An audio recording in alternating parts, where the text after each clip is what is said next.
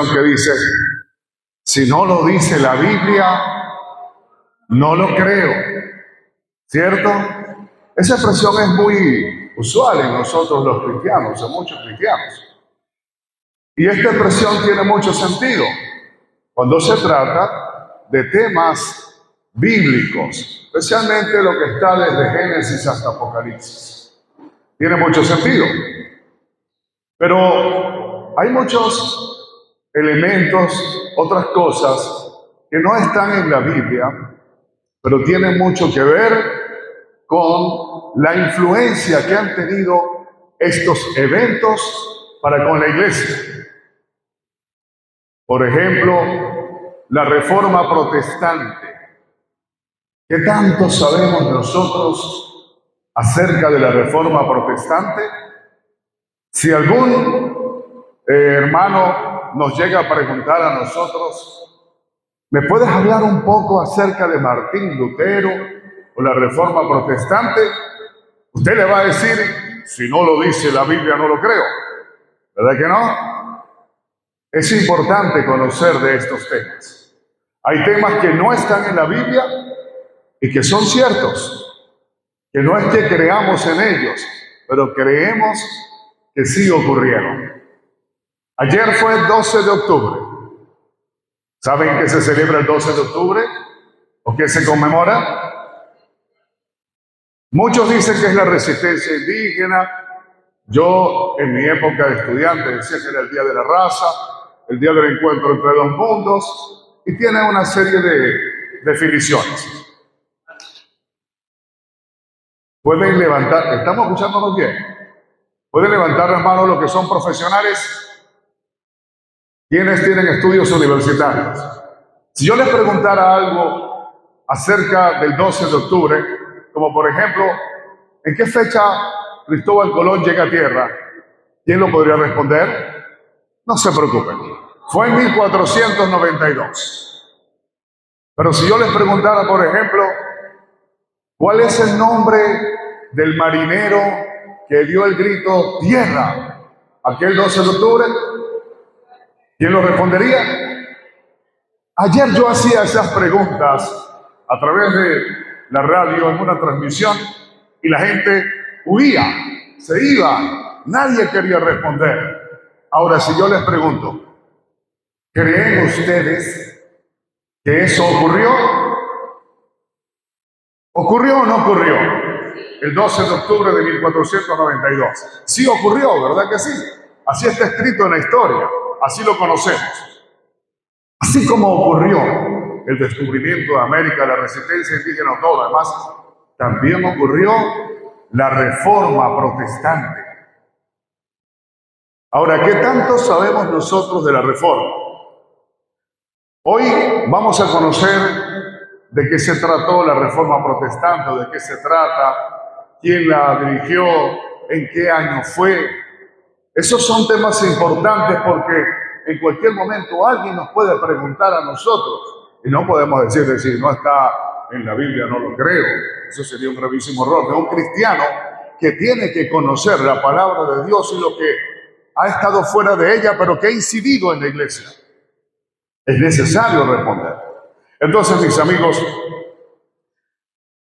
vamos a tener hoy una palabra clave que va a ser Martín Lutero. Palabra clave, Martín Lutero. La Reforma Protestante fue un movimiento religioso que tuvo lugar en el siglo XVI. ¿En qué siglo? En el siglo XVI. Fíjense ustedes que coincide justamente o con un tiempo muy similar al del descubrimiento de América. Habían pasado pocos años que se había descubierto América cuando ocurre la Reforma Protestante. Y fue específicamente en el año 1517, un 31 de octubre, que comienza la Reforma. ¿Qué año? ¿31 de qué? Por eso celebramos el mes de la Reforma, ¿verdad? Fue ese día, algunos dicen que una noche, en que Martín Lutero clavó las 95 tesis en la iglesia de Wittenberg, en Alemania. Este acto es considerado el inicio de la Reforma Protestante, ese momento en que Martín Lutero clavó las 95 tesis. Ahora, la pregunta es, ¿por qué es importante para la Iglesia la Reforma Protestante? La Reforma Protestante fue crucial para la cristiandad porque promovió un retorno a las Escrituras. ¿Qué quiere decir eso?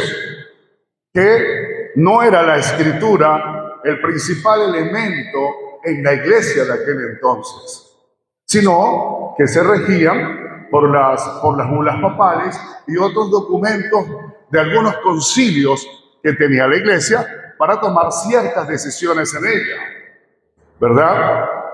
Reformó prácticas eclesiásticas corruptas y estableció principios teológicos que siguen siendo fundamentales para muchas denominaciones cristianas hoy en día.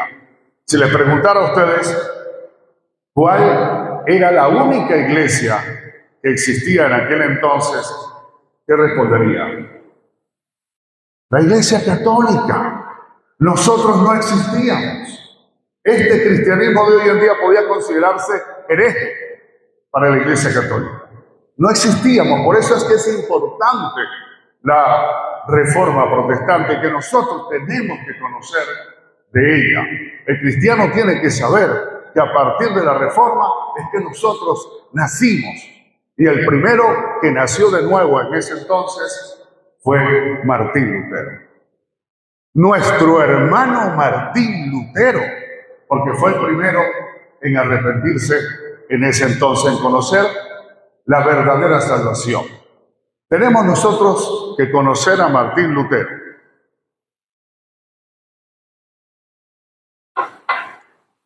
Martín Lutero fue un monje, teólogo y reformador alemán. Fue monje, por lo tanto era católico, pertenecía a la Iglesia Católica.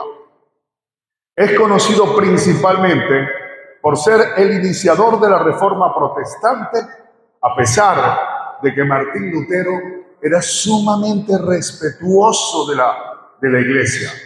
Martín Lutero cumplía con todo lo que la Iglesia ordenaba. Es más, Martín Lutero exageraba en tratar de cumplir lo que la Iglesia le decía. Martín Lutero se flagelaba su cuerpo.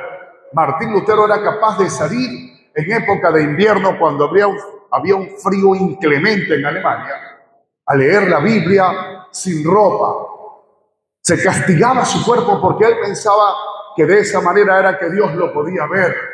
Porque a pesar de que amaba a Dios, pensaba que Dios era fuerte y no misericordioso, como posteriormente encontró el Dios la misericordia.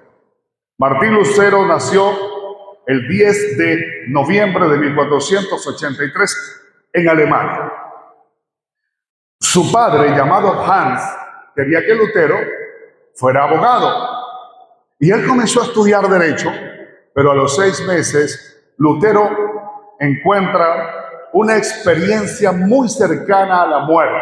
Había un enorme aguacero, un invierno, y dicen que casi lo mata un rayo.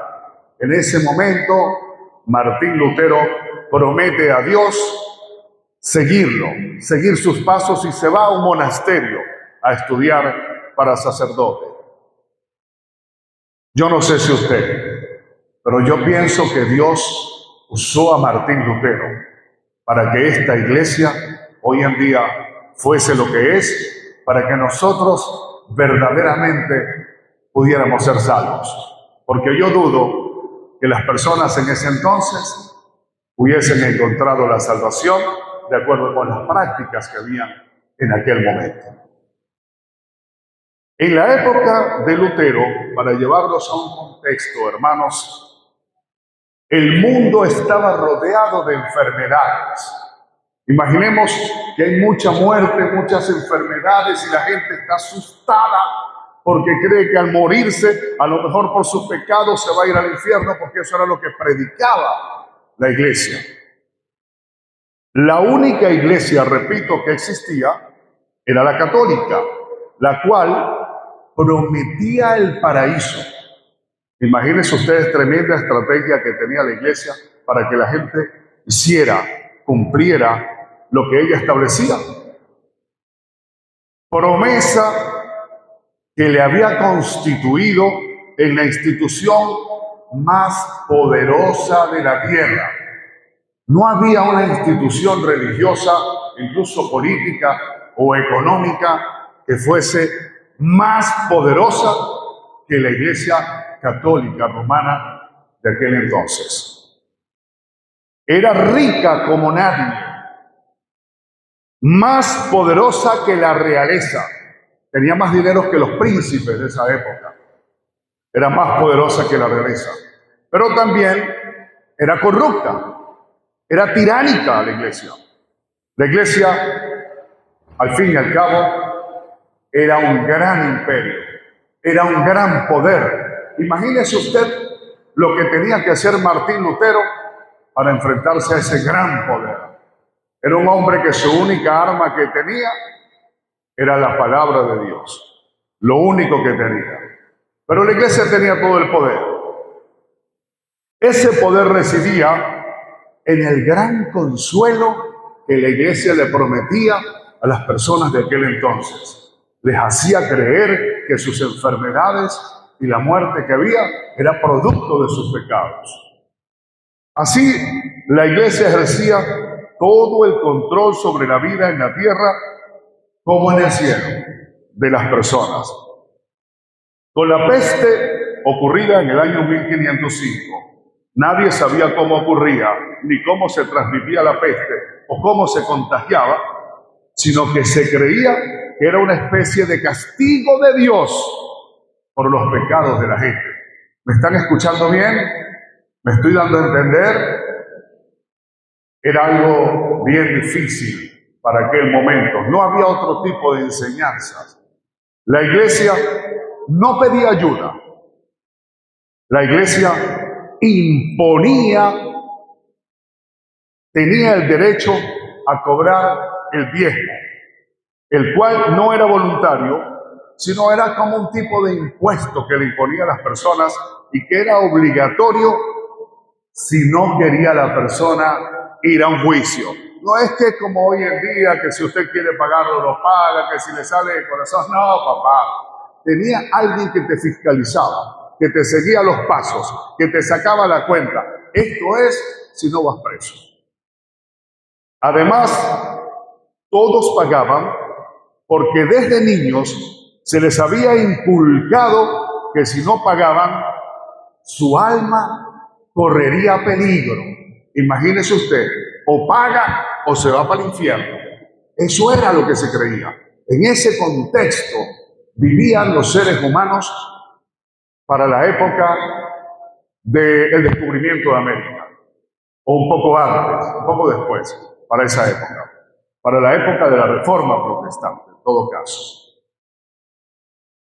En ese entonces, amigo, la Biblia estaba escrita solamente en latín y solo podían leerlas los que pertenecían al clero y mayormente leían y estudiaban el Antiguo Testamento.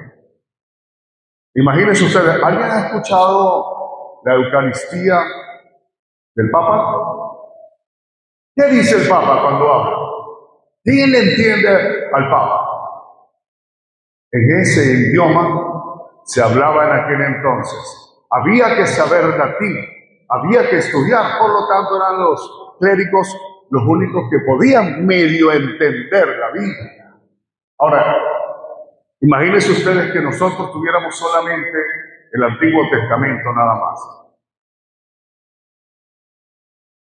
Bueno, mis amigos, pero ante todo esto, Martín Lutero, siendo un hombre fiel a la iglesia, como les dije, el hombre se golpeaba su cuerpo, el hombre sacrificaba su alma, era un hombre que era entregado, abnegado a la iglesia. ¿Qué hace cambiar entonces a Martín Lutero? Esa es una pregunta interesante. Mire, Lutero, estando estudiando como monje, era un monje, estaba estudiando para sacerdote, estudiaba teología. Un día se le encomienda viajar a Roma.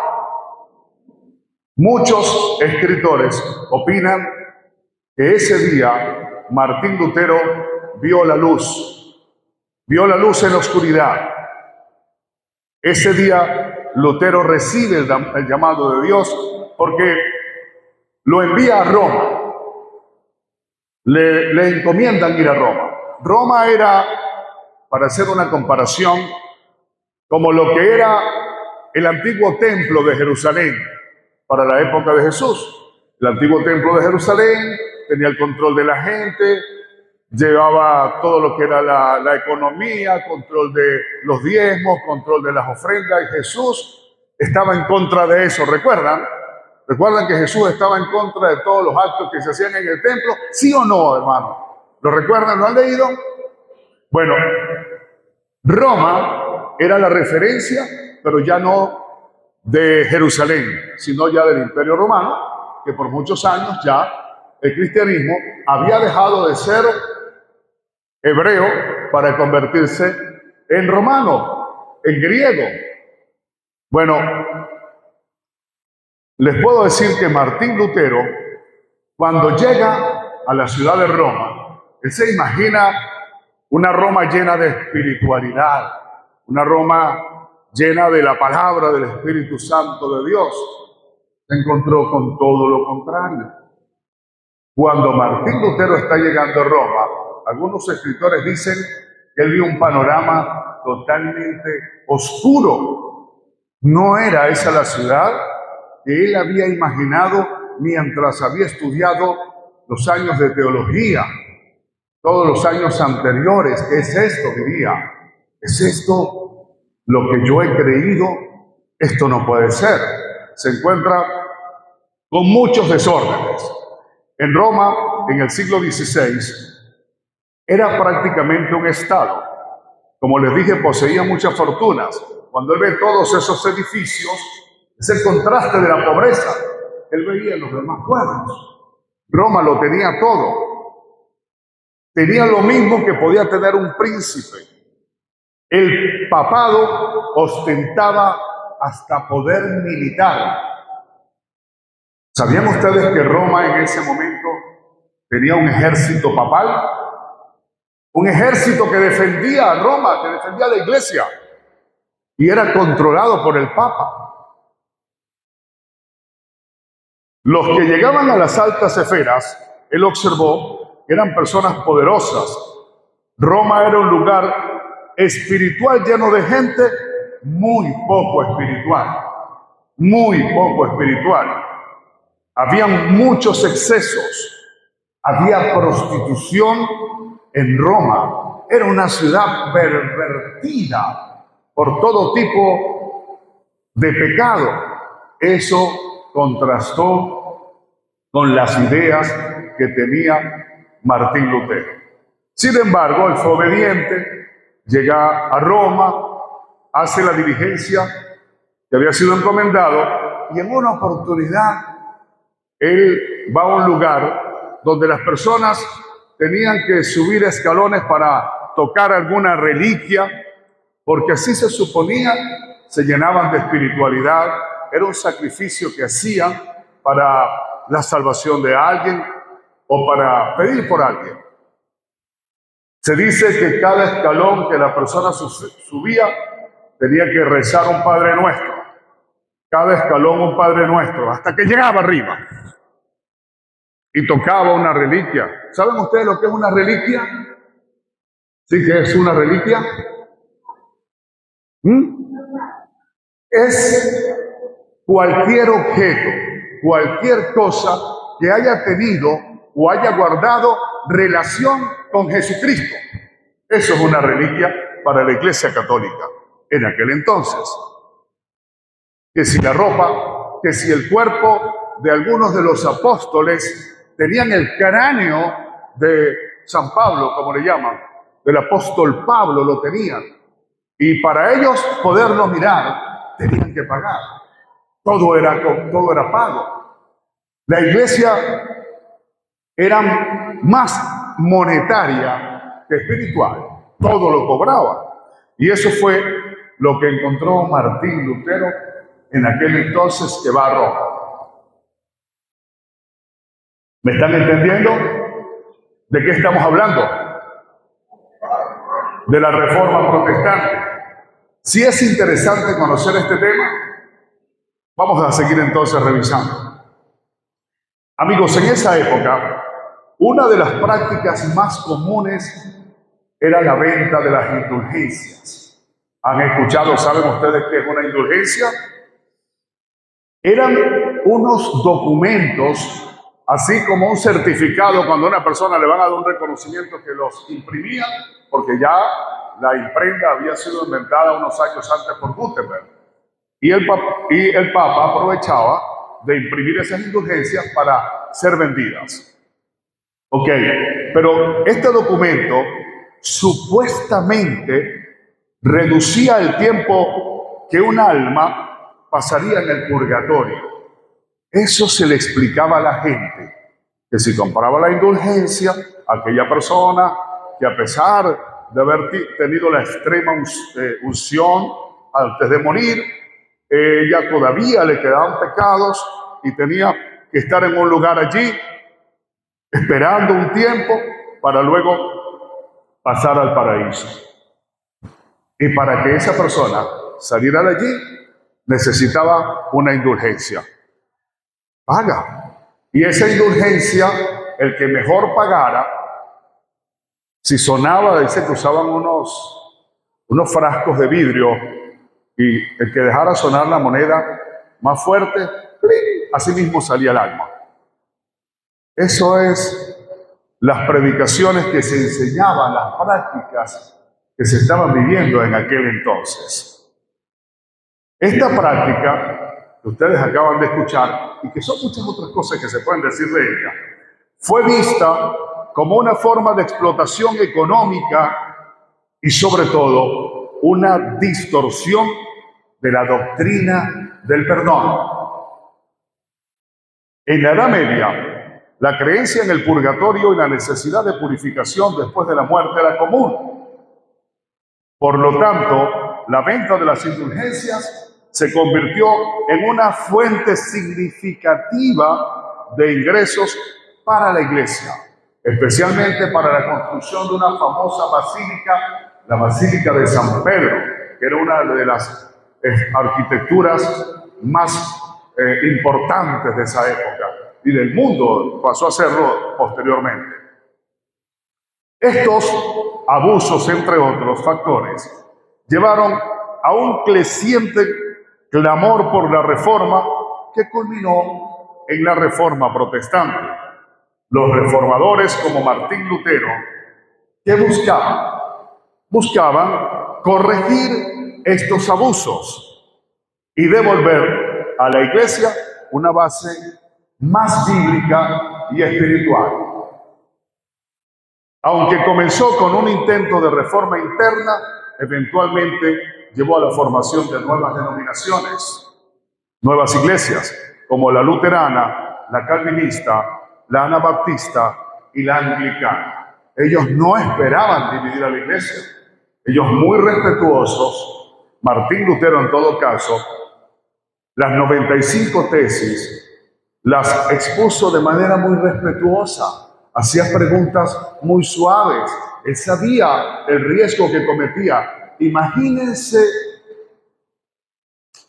en este momento que uno de nosotros tuviese la necesidad de entregar en las manos de un gobernante de alto poder en Venezuela, póngale el nombre que usted quiera ponerle, en sus manos, de algo que usted considere que no le parece está bien. Por ejemplo, los resultados de las elecciones. ¿Cómo cree usted que podía escribir esa carta de manera que no lo vayan a buscar con la operación que ustedes saben? Así mismo le estaba pasando a Martín Lutero. Eso mismo. Martín Lutero tenía que escribir con mucho cuidado. porque si él ofendía al Papa, podría convertirse en hereje, que efectivamente después fue designado o fue señalado como hereje. Y ser hereje era ser quemado vivo, llevado a la hoguera. Ahora, ¿cuál fue el punto álgido que induce a la reforma? Fue particularmente la indignación que Martín Lutero tenía por las acciones de un llamado fraile dominico de nombre Johann Tetzel. Este hombre vendía las indulgencias en Alemania. Fue a Alemania, empezó a predicarle a la gente. De hecho, hay una película de Martín Lutero que hace que uno de sus colaboradores encienda una mecha y este hombre llamado Tetzel mete la mano en el fuego y se quema la mano y se lo muestra a la gente y la gente se horroriza y dice: esto solamente es en la mano. Imagínese usted que pasa el resto de su vida quemado en el infierno. Pero no se preocupe, la iglesia tiene la solución.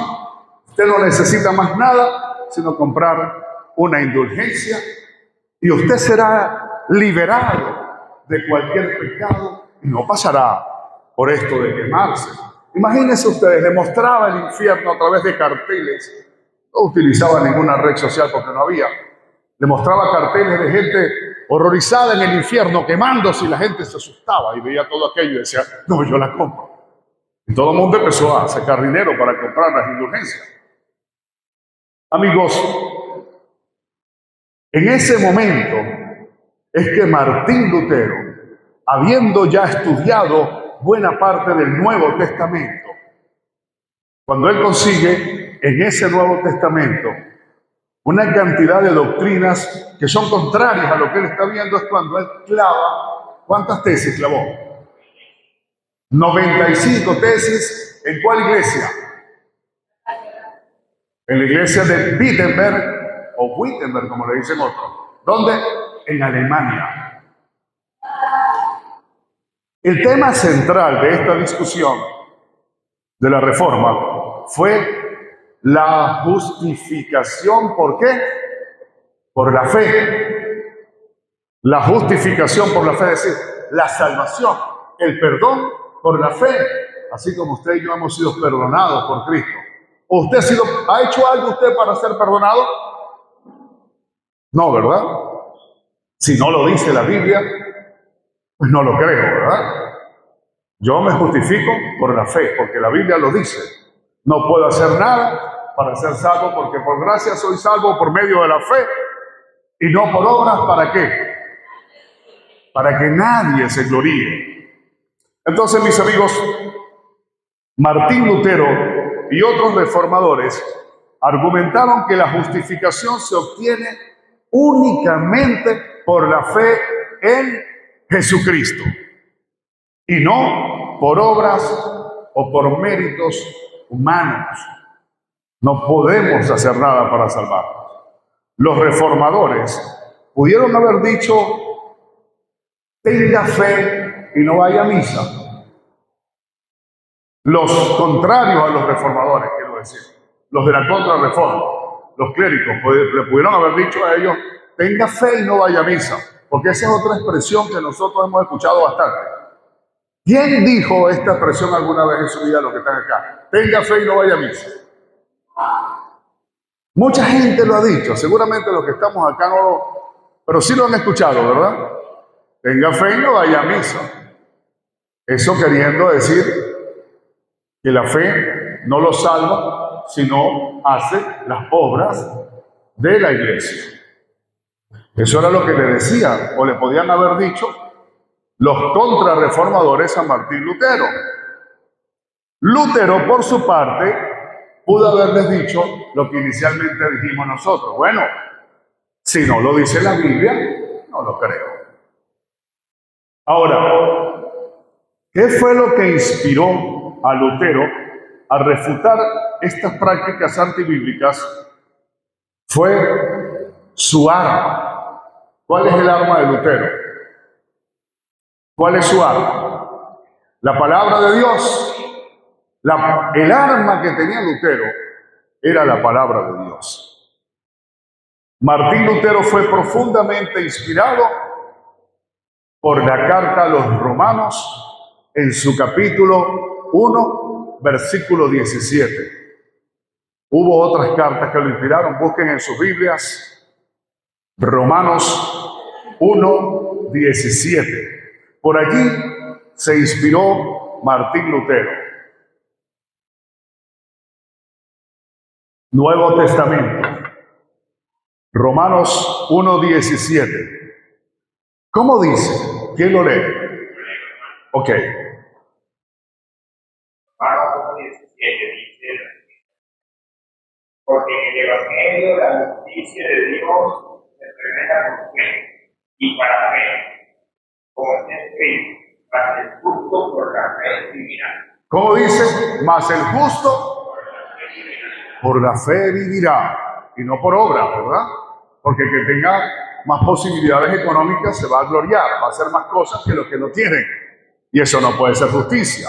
Entonces, la justicia de Dios se revela por la fe y para la fe. Resulta, hermanos, que en el siglo I, el apóstol Pablo había escrito esta carta a los cristianos en Roma. En ella enfatiza la importancia de la fe en Jesucristo para la salvación. Y esto es lo que encuentra Lutero. Lutero fue inspirado por otro sacerdote que lo seguía. Cuando Lutero estaba torturado, porque él decía que sus pecados lo estaban consumiendo, al punto que Lutero, comentan algunos historiadores, que en una confesión duró 6 horas confesando sus pecados. Y el sacerdote le dijo: pero yo no encontré tantos pecados en ti. ¿Por qué? Lutero cualquier cosa, cualquier movimiento lo consideraba pecado. Era un hombre tan entregado al Señor. Entonces, en este caso, Lutero encuentra por ese sacerdote que lo inspira, le dice: mira, el asunto es que tú, le pregunta, ¿tú has leído el Nuevo Testamento? Lutero le dice: no. Y dicen que el sacerdote se quita un Cristo que cargaba, un crucifijo que cargaba, y le dice: encuéntralo, busca en él la paz, busca en Cristo la salvación. Y ahí es cuando Lutero empieza a leer el Nuevo Testamento y empieza a aprender de esto, y se consigue la carta ¿de qué? De los Romanos. Pero también fue inspirado en 2 cartas más, en la de Efesios y en la carta a los Hebreos. 3 cartas particularmente: Romanos, Efesios y Hebreos. Esas fueron las 3 cartas. Amigo, este versículo fue crucial para la comprensión de la justificación por la fe. Se convirtió en el fundamento de su teología reformadora. Pero además, no solamente estaba la fe. En esas 95 tesis, Martín Lutero, además de entender que solo la salvación es por medio de la fe, y decirle, solicitarle a aquellos clérigos de la época, por ejemplo, la pregunta sería: dígame usted entonces, ¿cómo es la salvación? Ellos decían, no respondían, sino que decían que lo que ocurre es que con tus prácticas, Lutero, estás ofendiendo al Papa. Estás ofendiendo las Escrituras. Pero dime entonces qué dice la palabra de Dios, cómo es la salvación. Lutero le decía con palabras muy sublimes: yo quiero que me expliques por qué. Pero además le decía que las 95 tesis fueron resumidas en 5 solas, de las cuales aquí el pastor Pablo y otros hermanos han hablado en muchas oportunidades. Y esas 5 solas están allá, en esa hermosa cartelera que tenemos acá, que cuando encontramos solo fe, solo la gracia, solo Cristo, ¿qué más? Solo la Escritura y solo la gloria sea para Dios. Pero todo esto tiene bases bíblicas. Amigos, Solo la gracia. La Iglesia Católica, para que vean ustedes por qué Martín Lutero les dice solo la gracia. La Iglesia Católica enseñaba que la gracia de Dios se obtenía a través de los sacramentos y las buenas obras. Alguien que haya sido católico, que haya pasado por los sacramentos, aquí no se preocupe, ¿me puede decir cuáles son los sacramentos? Por lo menos me mencione 3. Bautismo, matrimonio, confirmación, primera comunión, la Eucaristía y otra serie de normas que se respetan, mas no se comparten, porque si no lo dice la Biblia, no lo creo. Entonces, los reformadores, por su parte, enseñaban que la salvación es un don gratuito ¿de quién? De Dios, ¿verdad? Otorgado por su gracia y no por méritos humanos. ¿Qué es la gracia? Varias veces, creo que lo han explicado, alguien que sea abogado, la gracia es como un indulto. ¿Sabe lo que es un indulto? Eres culpable, pero yo te declaro libre, te perdono. Eso es la gracia, hermanos. Usted y yo, ¿qué éramos? Culpables. ¿Y qué dijo Dios por medio de Jesucristo? Te declaro inocente, porque ya Cristo pagó por nosotros la culpa de nuestros pecados. Por eso solo la gracia. Ahora, solo Cristo es otra de las 5 solas que nosotros tenemos que conocer, hermanos. Bueno, antes de eso, yo quiero justificarlo, lo de solo la gracia, con un versículo bíblico que está en Efesios 2, 8, 9. ¿Podemos buscar, por favor? Efesios 2, 8, 9. Porque por gracia sois salvos, mediante la fe, como de vosotros por el don de Dios. No por obra, nadie se gloria. Entonces, ¿por qué somos salvos? Por gracia. ¿Por medio de qué? De la fe.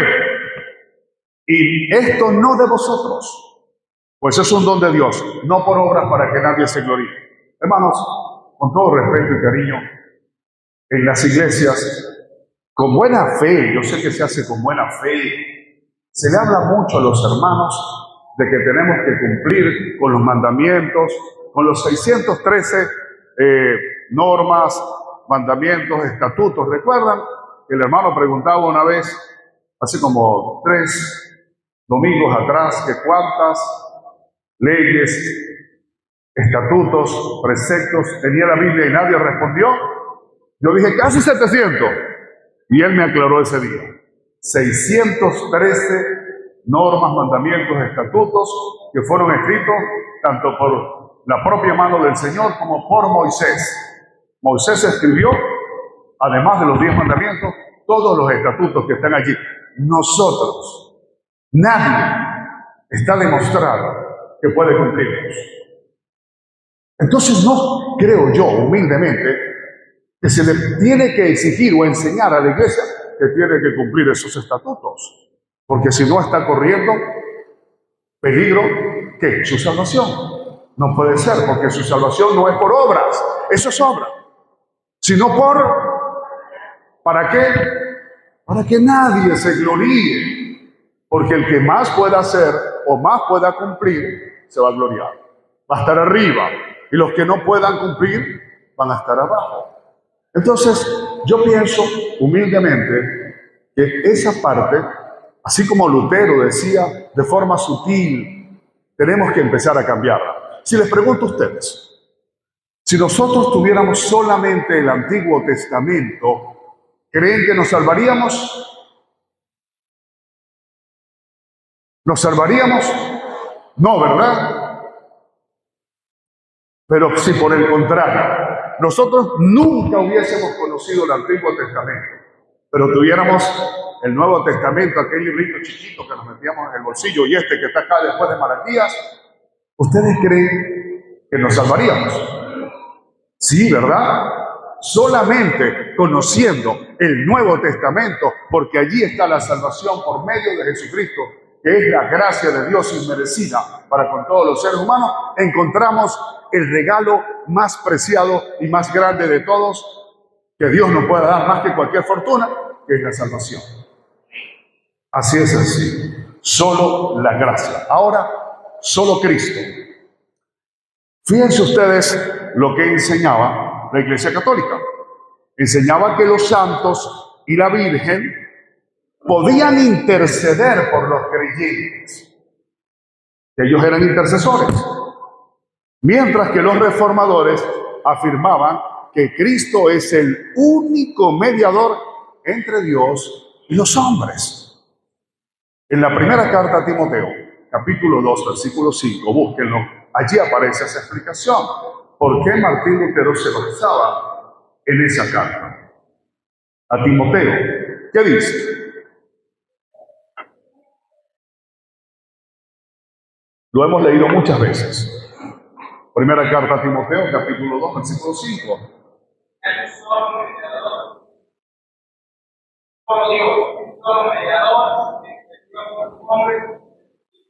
Ahí está.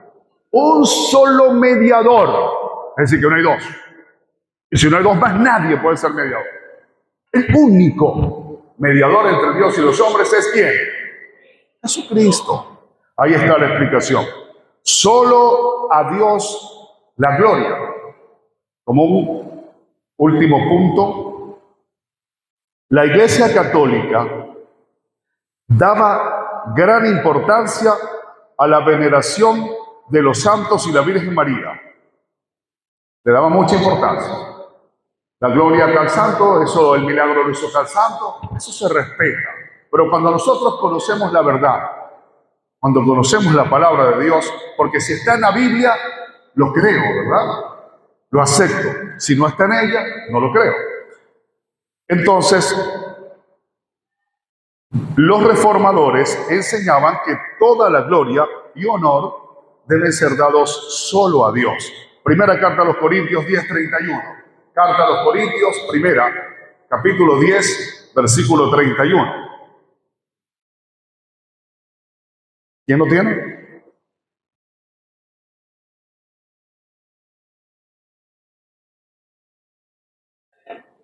(10:31).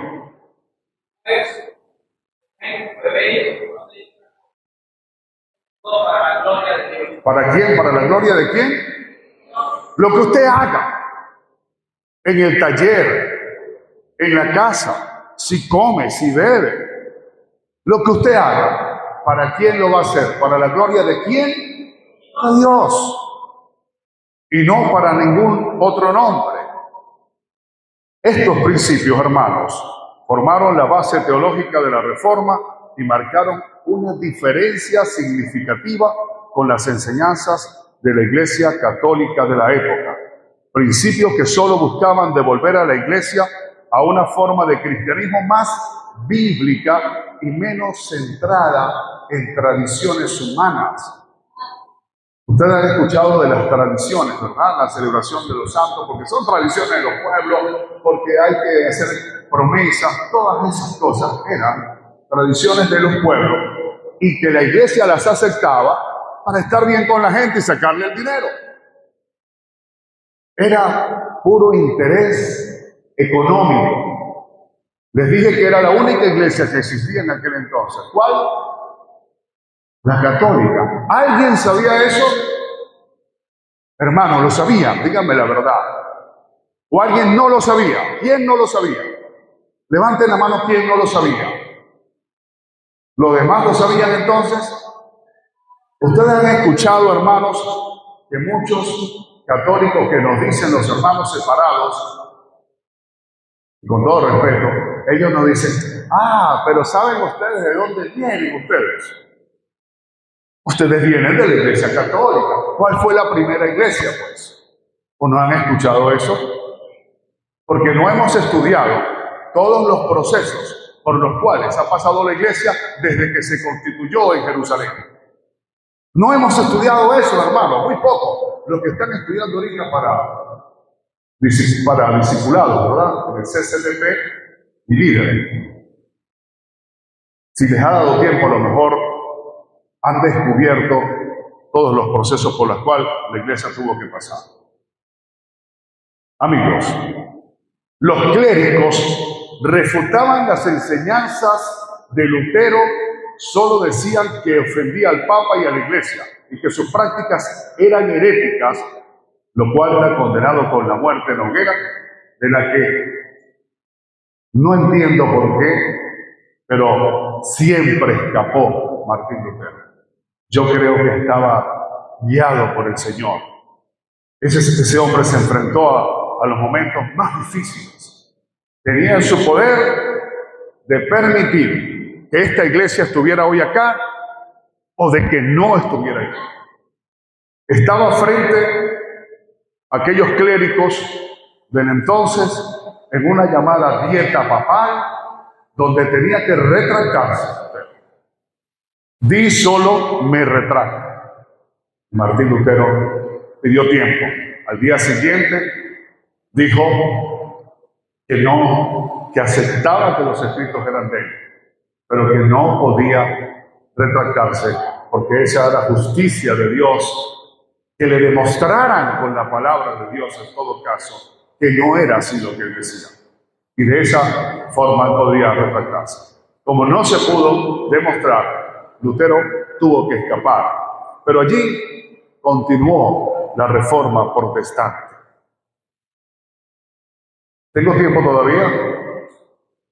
¿O estoy sobre el tiempo? Alguien que me apague la luz. Un momentito, por favor. ¿Puede? Una luz. Una luz, por lo menos. Así estaba la iglesia romana para aquel entonces. Encienda la luz. Lutero es la luz para la iglesia. Si Lutero se retracta, nosotros fuéramos herejes si estuviéramos enseñando esto hoy en día. Fuéramos llevados a lo que era. No existiera el evangelio hoy en día, el verdadero evangelio. Amigos, la reforma protestante tuvo un impacto duradero en la estructura de la cristiandad, dando lugar a diversas denominaciones protestantes. Una de ellas, la nuestra. También debo decirles cuál fue la influencia de la reforma en aquel tiempo. Influyó en todo. En la religión, como les dije, dividió la iglesia. En la política, tuvo implicaciones políticas porque algunos gobernantes apoyaron la reforma y se fueron con la reforma. La imprenta jugó un papel muy importante porque se corrió por toda Europa y todo el mundo se contagió de la reforma, apoyaron a Lutero. Lutero no se retracta porque Dios le lleva un grupo de seguidores ese día para que lo respaldaran. La gente ya creía en la reforma, estaba cansada de tanto engaño, de tanto pagar, porque había mucha gente pobre, mientras que la iglesia, el Papa era un hombre millonario. Lutero le dijo: ¿por qué no construyes esa basílica con tu dinero? No le quites tanto dinero a los pobres que están sufriendo. Pero eso fue una gran ofensa para el Papa. En la educación se crearon escuelas de alfabetización, universidades protestantes. En la música tuvo un impacto significativo, especialmente a través de la figura de Johann Sebastian Bach, quien compuso numerosas obras basadas en himnos y textos bíblicos. Esos himnos que cantamos acá, muchos de ellos fueron creados y constituidos por Johann Sebastian Bach en la época de la Reforma. ¿Tienen cuántos años más o menos? Algunos de ellos. Más de 500 años. Así como lo tiene el descubrimiento de América. La imprenta, los cambios sociales. En resumen, queridos amigos, la Reforma protestante tuvo un impacto profundo en la Edad Moderna, tanto en el ámbito religioso como el político, educativo y social, contribuyendo a la diversidad religiosa, los conflictos políticos y sociales y el desarrollo de la educación en la imprenta. No crean que la Reforma Protestante fue solamente eso. La Reforma continuó y se presentaron guerras. Muchos seguidores de Lutero que interpretaron mal el asunto empezaron a hacer destrucciones de templos, la furia que tenían contra la iglesia, y eso generó una gran matazón, una gran matanza. Muchos de ellos, para que nosotros estuviéramos allí, fueron más de 100,000 personas que murieron durante la Reforma Protestante. Por eso, la importancia de la Reforma para la iglesia. Y para finalizar, ¿cómo podemos rescatar los principios de la Reforma Protestante en nuestra sociedad actualmente? Yo considero y propongo que lo más importante para el rescate de los valores de la Reforma como principios cristianos es promocionar, si es posible, difundir utilizando hoy en día nuestras herramientas, las redes sociales y cualquier medio de difusión, las bases de la Reforma. ¿Cuáles son las bases de la Reforma, queridos amigos? Las 5 solas. Solo la Escritura. Amigos, solamente para hacer una pequeña mención. Hay congregaciones, denominaciones que hoy en día todavía usan otros libros distintos, además de la Biblia. Eso lo saben ustedes, ¿verdad? El caso, por ejemplo, para mencionar los testigos de Jehová, todos los libros que ellos usan. El caso de los hermanos adventistas, del séptimo día. Ellos ven más importante el séptimo día que cualquier otro tipo de arrepentimiento. Y fue a través de un manual que Elena de White les escribió de acuerdo con su interpretación. Entonces ellos siguen confundidos. Nosotros tenemos el deber de predicarles a los hermanos testigos de Jehová, como yo muchas ocasiones lo he hecho, a los adventistas, a los mormones, que tienen el libro de Mormón y además tienen la Biblia. La Biblia es la única autoridad infalible en asuntos de fe y práctica. Así es sencillo. De esa manera, nosotros podemos promocionar solo la Escritura, solo la fe. Si nosotros estamos claros que la justificación ante Dios se obtiene solo por la fe en Jesucristo y no por obras, bueno, utilicemos todas las estrategias comunicacionales que hayan para demostrar que es así y no como muchas personas creen que se salvan si hacen tal y cual cosa, porque no es por obra, sino por fe, para que nadie se gloríe. Solo la gracia. Igual, la salvación es un don gratuito de Dios, ya lo sabemos, no algo que se puede ganar. Nadie se puede ganar la salvación. ¿Estamos claros? Una vez me dijo el pastor Pablo en la radio, pero acompáñanos. Y yo le dije, no, pastor, lo que pasa es que yo tengo que hacer muchas cosas para poder estar en la iglesia. A pesar de que yo había leído la Biblia, a pesar de que yo he escuchado a mucha gente, yo tenía ese concepto también. No, a mí, yo tengo algunos vicios así, no soy tomador, no soy fumador, pero hay cosas que yo le consideraba vicios, que no me lo van a permitir. Me dijo, ¿y quién te dijo a ti eso? Que tienes que quitarte algo, que tienes que dejar de ser pecador para entrar en la iglesia. No. A la iglesia van pecadores que se arrepienten y Dios, a través de la gracia, les da la salvación. Yo entendí lo que era la gracia, entendí la importancia de la fe y comencé a estar así como no ustedes acá. Y vine a la iglesia y un día nos arrepentimos cuando ustedes vivían allá por Titojó. Ahí pasamos mi esposa y yo, y creo que María Laura, ¿verdad? Sí, estaba María Laura. No, sí, así como, estaba muy chiquita, pero ella pasó con nosotros. Y nosotros ese día confesamos nuestra fe en Jesucristo. Y no me arrepiento. No me arrepiento. A pesar de cometer ciertos errores, como todos seres humanos, ¿quién de nosotros no ha cometido después de ser cristiano? A pesar de cometer errores, yo sigo firmemente creyendo que la salvación es solamente por fe y no por gracia para que nadie se gloríe. Solo Cristo. Con esto terminamos. El único mediador entre Dios y los hombres. Ya sabemos cómo hacerlo y cómo decirlo, pero hay que ponerlo en práctica, mis amigos. Mientras nosotros sigamos creyendo todavía que alguien puede hacer algo, no lo estamos poniendo en práctica. Toda la gloria sea para Dios.